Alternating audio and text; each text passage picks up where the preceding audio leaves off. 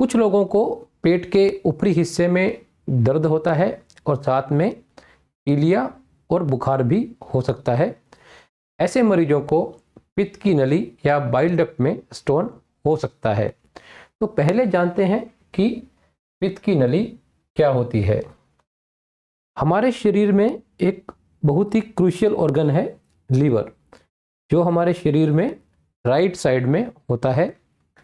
Liver का काम होता है पित्त को बनाना, पित्त जिसे हम बाइल भी बोलते हैं। तो ये बाइल डक्ट है, जो यहाँ हम बाइल डक्ट को देख सकते हैं। तो इसका काम है लीवर से पित्त को छोटी आंत में लेकर आना। यहाँ हम पित्त की नली जो ग्रीन कलर की है इसे देख सकते हैं, और यहाँ हम एक बल्ज देख रहे हैं जिसे हम पेपिला या एम्पुला बोलते हैं। आप देख सकते हैं कि एम्पुला पर दो डक्ट खुल रही हैं। एक डक्ट जो सीधे चल रही है, ये पेनक्रियास की डक्ट है। यहाँ हम पेनक्रियास ग्लैंड को देख सकते हैं। पेनक्रियास ग्लैंड भी खाना डाइजेस्ट करने में हेल्प करती है। तो दोनों पित्त की नली और पेनक्रियास की नली छोटी आंत में एम्पुला पर खुलती है यहाँ। और यहाँ हम स्टमक को देख सकते हैं। ये स्टमक है, ये स्टमक की आउटलाइन है। जब हम खाना खाते हैं ये स्टमक के थ्रू छोटी आंत में एंटर करता है। यहाँ हम छोटी आंत के ऊपरी हिस्से को देख सकते हैं, इसे हम ड्यूडेनम बोलते हैं। तो दोनों ही पित्त की नली और पेनक्रियास की नली ड्यूडेनम या छोटी आंत के ऊपरी हिस्से में खुलती है। तो जब हम खाना खाते हैं ये बाइल ड्यूडेनम में एंटर करता है और ये फैट डाइजेशन में हेल्प करता है। फास्टिंग कंडीशन में ये बाइल गॉल ब्लैडर में एंटर कर जाता है और वहाँ ये स्टोर रहता है। कुछ लोगों में गॉल ब्लैडर के अंदर स्टोन बनने की टेंडेंसी होती है। तो बहुत से मरीज पूछते हैं कि गॉल ब्लैडर के स्टोन क्यों बनते हैं। इसका कोई आमतौर पर कारण मालूम नहीं है, परंतु देखा गया है कि महिलाओं में ये ज़्यादा कॉमन है। गॉल ब्लैडर के स्टोन या तो साइलेंट होते हैं या फिर ये कुछ सिम्टम करते हैं। यहाँ हम देख सकते हैं कि गॉल ब्लैडर की नेक थोड़ी पतली है। ये उसका नेक और बॉडी है जो ज़्यादा डायलेटेड है, और जो नेक वाला हिस्सा है वो टाइट है। तो संभावना होती है कि ये स्टोन यहाँ से खिसक कर इस हिस्से में जाकर अटक सकता है। जब गॉल ब्लैडर का स्टोन गॉल ब्लैडर की नेक में जाकर फंस जाता है तो ये पेन कर सकता है, और देखा गया है कि ये पेन सेंटर में होता है। हालांकि गॉल ब्लैडर एक राइट साइड ऑर्गन है, इसकी जो पोजीशन है हमारे शरीर में राइट साइड में होती है, पर जब गॉल ब्लैडर में सूजन आती है तो पेन सेंटर पार्ट में होता है और ये पेन राइट साइड की तरफ जा सकता है। पर यस, पेट के ऊपरी हिस्से में सबसे कॉमन साइट है गॉल ब्लैडर स्टोन का पेन होने की। यदि ये स्टोन खिसक कर पित्त की नली में चला जाए, यहाँ हम पित्त की नली में स्टोन देख सकते हैं। तो यदि ये स्टोन पित्त की नली में चला गया है तो ये पित्त के फ्लो को रोक देगा। जो लीवर से बाइल आ रहा है वो पित्त की नली के थ्रू ड्यूडेनम में नहीं जा पाएगा और ये पित्त लीवर में रुक जाएगा। और यहाँ से जो पित्त की पिगमेंट्स हैं जिसे हम बिलिरुबिन बोलते हैं, ये ब्लड में जा सकता है। ऐसे मरीजों को पीलिया हो जाता है। पीलिया को चेक करने के लिए हम ब्लड टेस्ट कराते हैं और ऐसे मरीजों में बिलिरुबिन की मात्रा ज़्यादा होती है। बिलिरुबिन पित्त में प्रेजेंट एक पिगमेंट होती है। तो जॉन्डिस के पेशेंट्स में ब्लड के अंदर बिलिरुबिन की मात्रा बढ़ जाती है, और इस स्टोन के पित्त की नली में फंसने से मरीजों को पेट में दर्द हो जाता है और पित्त की इन्फेक्शन होने से बुखार भी हो सकता है। तो पित्त की नली में स्टोन होने के जो 3 मेन सिम्टम्स हैं वो है दर्द होना, बुखार होना और पीलिया होना। और यदि ये स्टोन और नीचे चला जाए और एम्पुला पर जाकर फंस जाए तो ऐसे केस में ये पित्त की नली को ब्लॉक भी करता है और पेनक्रियास की नली को भी ब्लॉक कर देता है। तो ऐसे मरीजों को पेनक्रियाटाइटिस हो जाता है।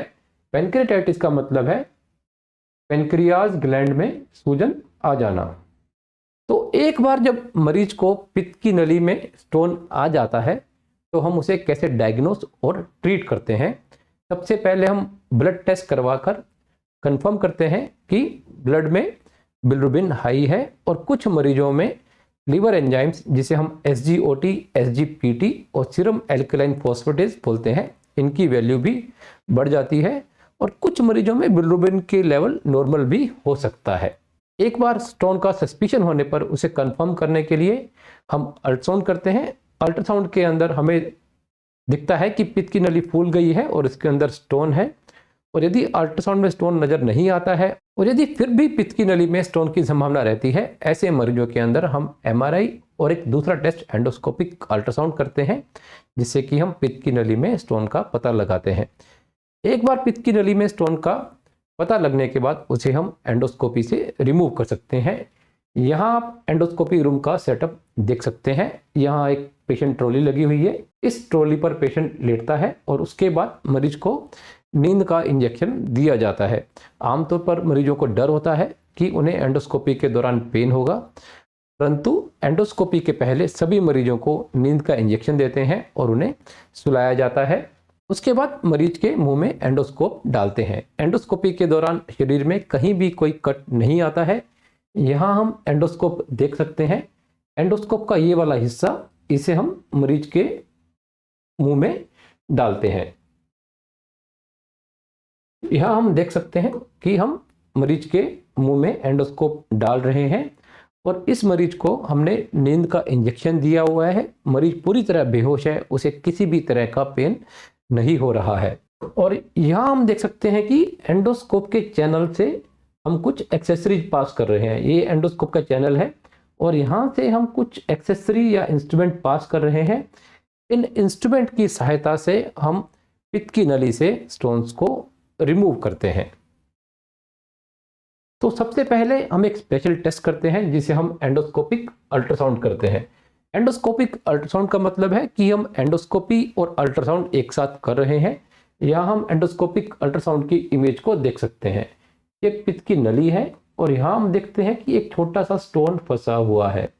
यहाँ हम फंसे हुए स्टोन को देख सकते हैं। स्टोन को कंफर्म करने के बाद उसे हम एक दूसरा मेथड जिसे हम ERCP बोलते हैं, ERCP की सहायता से स्टोन को रिमूव किया जाता है। तो ERCP के दौरान सबसे पहले हम अपने एंडोस्कोप को छोटी आंत के ऊपरी हिस्से जिसे कि ड्यूडेनम बोलते हैं वहां लेकर जाते हैं। यहाँ हम देख सकते हैं कि ये पेपिला है। तो एम्पुला या पेपिला पर CBD यानी बाइल डक्ट और पेनक्रियास डक्ट दोनों ओपन होते हैं। सेकेंड स्टेप है एम्पुला के अंदर कैन्युला को डालना। कैन्युला एक पतला सा इंस्ट्रूमेंट होता है। हम देख सकते हैं कि ये एम्पुला की छोटी ओपनिंग के थ्रू हम कैन्युला को डाल रहे हैं। इस एम्पुला के थ्रू कैन्युला को हम पित्त की नली में लेकर जाते हैं। उसके बाद पित्त की नली के अंदर हम कॉन्ट्रास्ट या डाई को इंजेक्ट करते हैं और एक्सरे में स्टोन का साइज देखते हैं और स्टोन का नंबर कंफर्म करते हैं।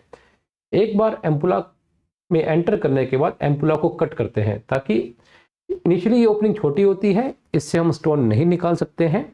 एम्पुला की ओपनिंग को बड़ा करने के लिए उसे हम काटते हैं। ये हम देख सकते हैं कि एम्पुला को हमने कट कर दिया है। उसके बाद हम एम्पुला के अंदर एक कैथेटर डालते हैं जिसके ऊपर बैलून लगा होता है। पहले कैथेटर को CBD के अंदर डालते हैं और उसके बाद बैलून को फुलाया जाता है। बैलून को फुलाने के बाद उसे हम पुल बैक करते हैं और स्टोन को निकालते हैं। यहाँ हम देख सकते हैं कि ये निकला हुआ स्टोन हम राइट साइड में देख सकते हैं और यहाँ हम बैलून को देख सकते हैं। ये हमारा बैलून है और यहाँ हम निकले हुए स्टोन को देख सकते हैं। तो आमतौर पर मरीज हमसे पूछते हैं कि हम स्टोन को मुंह से बाहर निकालते हैं या नहीं निकालते हैं। स्टोन को मुंह से बाहर नहीं निकालते हैं और उसे हम छोटी आंत में छोड़ देते हैं। उसके बाद ये स्टूल में निकल जाता है। और यहाँ हम देख सकते हैं कि हम एक एम्पुला के थ्रू पित्त की नली में स्टेंट डाल रहे हैं। इस स्टेंट का काम है पित्त की नली की इन्फेक्शन को रोकना। पित्त की नली का स्टोन निकालने के बाद गॉल ब्लैडर का ऑपरेशन किया जाता है और उसके 4 या 6 हफ्ते बाद हम पित्त की नली के स्टेंट को निकाल देते हैं और यहाँ हम निकले हुए स्टोन को देख सकते हैं और ये स्टेंट है।